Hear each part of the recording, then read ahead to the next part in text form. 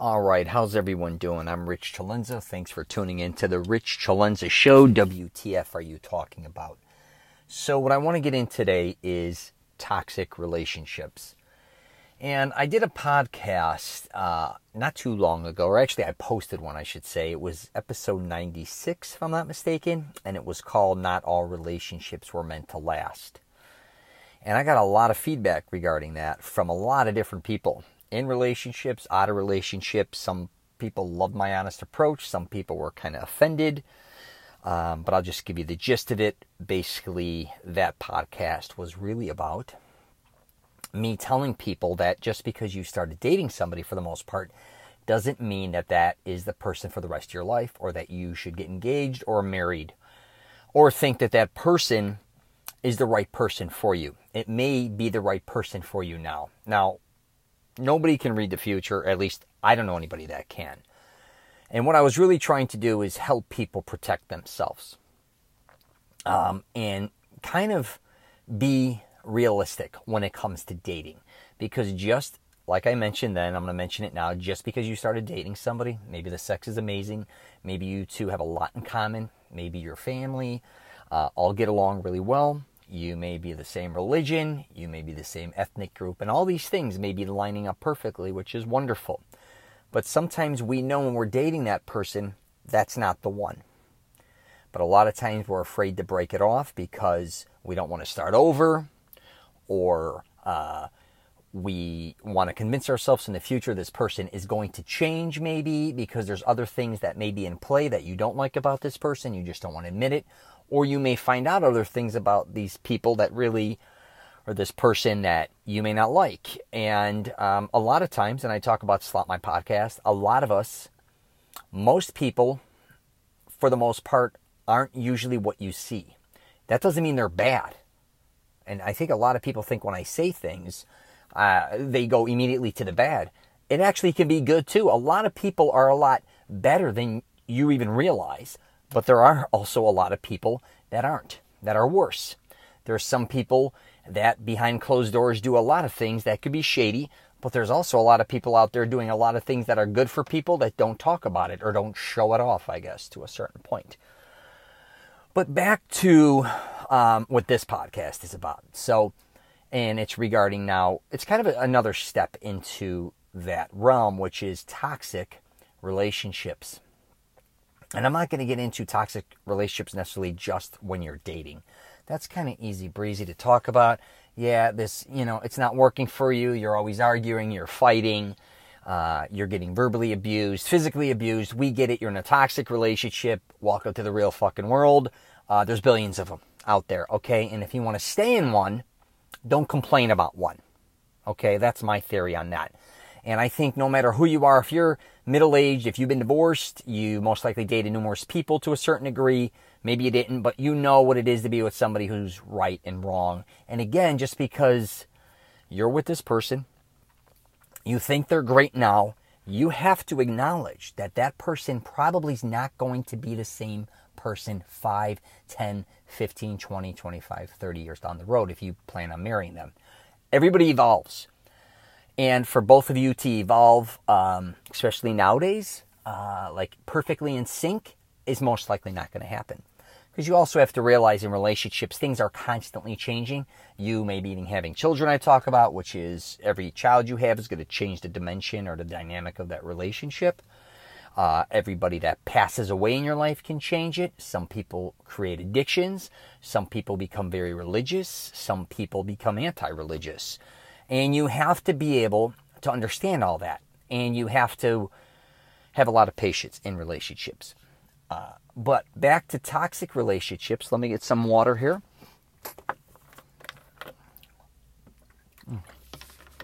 I love Fiji water. When I'm talking about toxic relationships, and here's the thing too. Let's exclude relationships because I have a Mastering Self-Confidence program and everybody thinks I'm always talking about, when I talk about things, the program is about to help men find the woman or women of their dreams, help them build mega confidence, really. And here's the thing. That program and what I'm speaking about a lot of times isn't just about men or women in relationships. it's about other environments as well that you find yourself in. So when I'm talking this case, I'm going to be very specific as far as toxic people really being in your life or toxic relationships.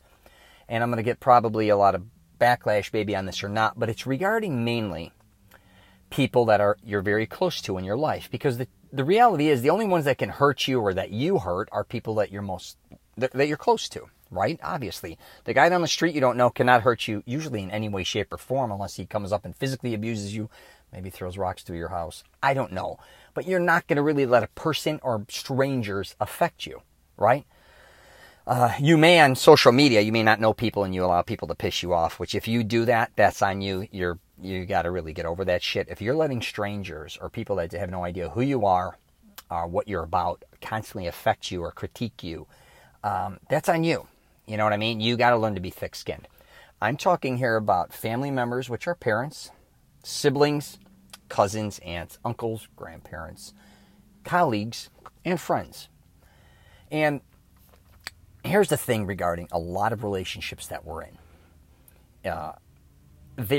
A lot of them are toxic. They're not healthy for us. But for some reason, we keep finding ourselves either putting up with that shit, right? And here's the deal. I get it if you got a brother, sister. And if somebody has somebody that, and I get special needs or some people that have mental illness, and we all have to have patience for that. I understand that. And I'm not talking about necessarily those people. I'm talking about people out there that are jealous, insecure, deceitful. They want to steal, mislead you, lie to you constantly. And you know who they are, right? And you know what? The truth is you may be that person as well. And you don't want to call yourself out on that. So you may be the one who's toxic, actually. And I talk about that all the time, where a lot of times everybody's pointing the finger on what they can't stand about all these other people. Well, guess what? There's a lot of people, I'm sure, out there that can't stand a lot of your ways. So sometimes we really got to balance that out and figure that out and say, wow, what am I doing here that I keep ending up in a situation where people are either shunning me, or I have friendships and they end very quickly, or it always ends bad, my relationships, right? A lot of people's relationships, and this is one thing I always talk to my mother and everybody about as I got older. I said no matter who, if I'm getting along with you or not getting along with you and I want to end a relationship, not relationship as far as men or women or relationship as far as that goes, I'm even talking friends or anything, I want it to end on a high note. I do not want to end it in a battle, a fight, a war, a verbal war, any of that. That is not worth it to me, right? And don't get me wrong, sometimes you have no other choice, but a lot of times you can separate yourself slowly and surely, for sure, away from people that don't fit within your life. And you got to have the balls to do that. And again, regardless if it's a sibling, a colleague, or whatever, that doesn't mean you go to that person and just immediately start yelling at them and saying, go F yourself, I don't ever want to see you again, or why'd you do this to me, I'm just sick of you, whatever the case may be. Just take the high road and slowly but surely weed yourself out of there. And sometimes with family, that is extremely hard. I get it, especially if you're doing family doings together, or whatever the case may be. If you have parents and you don't want them to think, you don't want to go to their house for the holidays or whatever the case may be. But those are certain circumstances. But there's also hundreds of days throughout the year you don't have to deal with that bullshit. Now, if people are forcing you to deal with toxic people, and I hate to say it, they're almost either programmed to deal with the bullshit and wanting you to be programmed to deal with it as well. I wouldn't recommend doing that. You may think I'm crazy, but the truth is I've gone through that with a lot of family where, and believe me, I have a massive family. I've been in situations where I've gone to battle and war with my family because of what I believed and what I thought my kids should be surrounded by. From language to attitude, people wanting to come to Florida that I didn't invite, that thought they could just kind of bulldoze through me. I've had many different situations with family. Just thought because they were family that they could kind of screw you over. You were just going to accept them kind of walking all over you. And that can be even with work. A lot of times we work with family, and because they're family, they get the pass. And that goes on both ends. Don't get me wrong. I have also done things where I have made bad moves working with family egotistically that I misbehaved. And I did things that I regretted later. So I have to call myself out on that bullshit. right? And see that I have made a lot of mistakes myself regarding being toxic at certain things. It wasn't maybe lying or all these other things, but sometimes being so driven or being so caught up in your own opinion and shunning other people or making them feel bad or stupid or just not really accepting their opinion was not good. It was not good. And I think I had to address that. And it took me many, many years to figure out how to deal with that with myself. Because I think what happens with a lot of people is you start to get really upset at yourself. And then before you know, you're upset with other people a lot of times. And then what happens is then you start to realize, wait a minute, why is everybody kind of upset with me? Or I think this may be my problem. Before you know it, then you're blaming yourself. Now, where do you go from there? You kind of want to kind of crawl under a rock and say, Jesus, they're right. Why is this happening? How did I end up being this type of person? Because I think sometimes as life goes by, we sometimes fall in these different situations where we start behaving a lot like the people we don't like. And we don't want to admit that. Or we start doing things, we don't know how it happens, but you originally were like, I would never do that. And before you know it, you're doing that. I would never go and say or do these things. And before you know it, you're in the pack doing it. And all of a sudden, for some reason, you're accepting that that's good, even though when you originally, before you thought it was horrific. How that happens, I have no idea, but it does happen to most of us, I think, throughout our life. Good or bad, a lot of people talk shit and say, I'm never going to behave this way during a divorce. And guess what? You end up behaving that way. I would never do that to a friend. And guess what? You did it. And back to toxic relationships again. You have to really understand. I'm going to say this. If you really want to be treated a certain way, you have to treat people a certain way. Don't think you're going to treat people like an asshole or not value their opinions or verbally abuse them, and all of a sudden they're supposed to cater to you. Or they're supposed to respect your opinions when you're not respecting theirs, right? You've got to acknowledge that. If you do not acknowledge that other people have valued opinions that they believe in, and don't get me wrong, that doesn't mean you have to accept that to the degree where you have to follow that. But what I am saying is you have to accept that they do have an opinion, right? And I've been going through this too with I have a YouTube page now, putting up videos, and I have a podcast, obviously, that you're listening to. And then I have Instagram, Twitter, LinkedIn, Facebook, all these things going. Some people will be like, you don't know what you're talking about. Some people, I'm getting the best compliments of my life. Like, Rich, you're the only person who truly says it the way I think it is, like to a certain degree. It's so honest. It's an honest approach. You don't give a shit. I do give a shit, but I'm not afraid.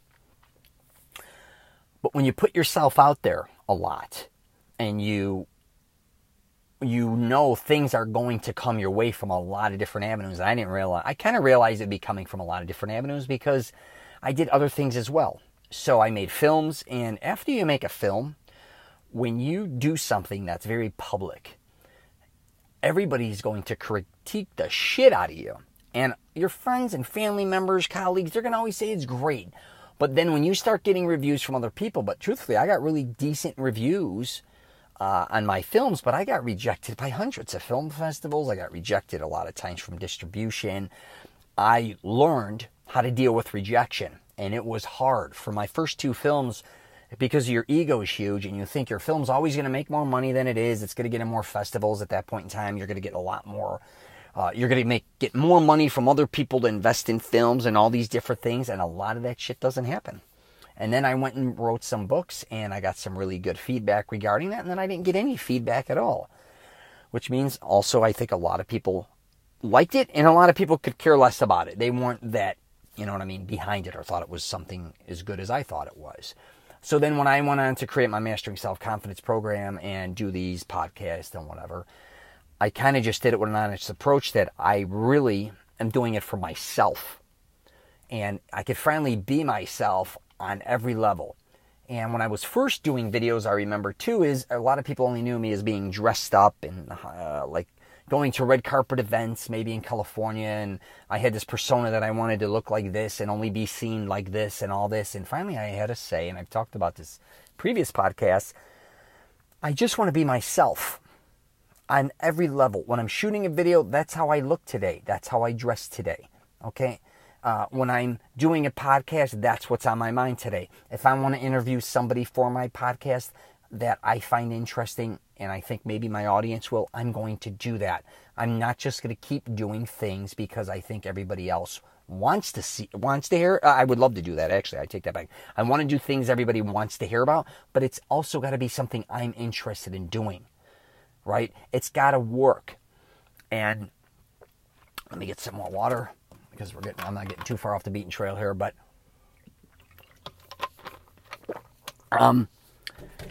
a lot of that stuff I've been seeing, a lot of things I'm going through is I'm seeing a lot more. I can't say it's jealousy. I'm seeing a lot of positivity, but I'm also seeing a lot of people constantly, again, critiquing me. Rich, when you shoot a video, I'll just give you for instance. So everybody keeps coming to me and saying when you're shooting a video, say outside an LA Fitness, you're shooting this, it's shaky. I'm like, yeah, no shit, I'm holding it up. I shake a little bit. Well, you got to get a mini tripod. And I travel all over the country with a mega tripod and do all photography and 3D imagery and all these different things. I get it. The thing that they don't realize is as soon as I put it on a tripod and I shoot at certain locations or go anywhere, even a mini one, a handheld, they all stop me and don't let me shoot it, right? So when I carry it, a phone, and just kind of video a selfie style, shoot, talking into it or walking around, people just think I'm a dumbass tourist or just shooting something, or they think I'm on FaceTime, whatever the case may be. But they're constantly critiquing me on that. And I almost want to say, listen, assholes, I know what to do. I just can't make it look that legitimate or that good right now because then I wouldn't be able to shoot in these locations. And which is fine. So that's kind of a situation you get into and you're like, wow, these people, I don't look at it as actually they're looking to hurt me, right? They're actually looking at it and saying, Rich, we want to help improve, which I understand. That's a wonderful thing. On the flip side of that, I have other people that are constantly critiquing what I'm saying and doing on my podcast, which is really pissing me off because I really think they think I'm doing the fucking podcast for their ears. And a lot of people, which amazes me, it's not even for their demographic. And I'm not saying, there's no way I'm going to cover every age demographic from 16 years old to 80. Nor do I want to. And there's a difference between somebody that's kind of behind you that says, hey, I got some interesting ideas for you. Let's do this or that. Wonderful. Or somebody that's kind of always, why are you doing it? Why are you doing that? Why are you talking that way? Why are you swearing? Why would you do this? Would you do that? I don't have to answer to any use. And I think back to toxic relationships is we always sometimes feel like we have to answer to somebody. And I got a newsflash for people. Unless maybe it's your boss, and if you're married and maybe your parents, you really don't have to answer to anybody. You may have been programmed to think that other people can question you on your work or whatever you're doing and make you kind of feel like what you're doing isn't right or isn't as good or you're always going the wrong direction. I'm going to tell you right now, tell them to F themselves. You a lot of times have to realize what's paralyzing you from getting to where you want to be is because you're afraid of what other people are saying or what other people keep doing to you. You have got to break out of that. If you do not break out of that, you most likely aren't going to get to where you need to be. And I find this with tons of men that want to find or have confidence to go where they want to go. One of the things holding them back is that they're afraid, obviously, of what everyone's going to think of them, right? Again, that's not fair, too, to other people sometimes, your family member, friends and stuff, because they only want what's best for you. But sometimes you have to understand, you have to tell other people to get out of your way. You have to stand up for yourself. The only one who's going to truly know who you are is you, okay? Don't let toxic, I call them toxic fans, toxic family members, friends, colleagues, all these people. And sometimes they don't even realize they're doing it, and you have to call them out on it. You just have to do it. So I just want to say that very quickly. I don't need to go on any further, but yeah, just really pay attention to your own instincts. A lot of times you know who you should have in your life, you know who probably shouldn't be in your life. And again, a lot of times people may be treating you a certain way, they're just used to it. And I've gone through that with my friends as well. I had a friend, we'd always kind of dig on him. one of my closest friends. We were always kind of like he was the butt of every joke. And before you know it, you're not laughing with him, you're laughing at him, and he doesn't deserve that. And I was called out on that by him, and then by a text, actually. And I was kind of set back. I'm like, I'm kidding. He's like, no, you're not. This hurts. The way you're treating me, you've been doing this for a long time, and then everybody else kind of does it as well, and I become this laughing stock, and it was already stressful on him. And I was like, yeah, I always thought I was helping him, which he knows I love him, and I would always help him. But then on an emotional, on a joke thing, when we're on a string text or we're eating dinner, and you keep saying things, and you keep bringing up maybe the past, I was the one who was toxic, like I mentioned earlier. I'm the problem, right? And I had to say, I had to apologize. I'm like, this is not what I don't know how it led to this. And even a couple of our friends got together, we were texting, I'm like, he's really pissed. And I looked at it and said, you know what? I was the one who was always kind of like the leader in that, always pushing that. Because the more people were laughing and the more we all got into it. And he was even laughing at it, the person we were doing that to. I don't want to mention his name, but that wasn't fair. That wasn't fair. And I think, too, we sometimes verbally abuse people. And I know I do it sometimes. It's a tactic that I want to intimidate people sometimes or install some fear into them. And I think we do that with our kids. We could do it maybe with pets. As I'm getting older, I don't do that necessarily. But if I'm butting up against somebody and I'm getting huffy puffy, I call it, which is angry, yeah, I'm going to go to war with them verbally. It's just, and a lot of times it may not be worth it, which it isn't usually. But I have to address that and sit back and say, what are you getting out of this situation? A lot of times relationships, you're not getting that much out of that relationship except a lot of setbacks. I call them anchors. All they're doing is pissing you off, aggravating you, talking shit behind your back, all these different types of things, and you know it about that person. Confront that asshole, or you have got to get that person out of your life. You have to. I don't care who it is. And sometimes, here's something that I really realized in my life. Sometimes you really need to separate or grow apart. And sometimes that will come back around and make you even closer. Or if it just dissolves and goes its own way, it was probably meant to dissolve. Because neither one of you really gave a shit. Right? To a certain degree. If one's like, oh, you shunned me and now this, I don't want to be, you treated me like this, so I don't want to be friends with you. The only reason I treated you like that is because of the way you were treating me. Right? And it could be both ways. You, again, could be the asshole treating somebody some way, and they just kind of weed you out of your life. You're like, what did I do? Go back and look what you did. And if you want that relationship with that person, confront that person. That's all you got to do. Because I know when my buddy got extremely mad at me, I was like, oh my God, this is my fault. So I had to take the hit there, and then I had to even apologize to my friends. I'm like, man, I shouldn't have been doing that, guys. And they were like, no, we know it's a joke, but we did our thing too.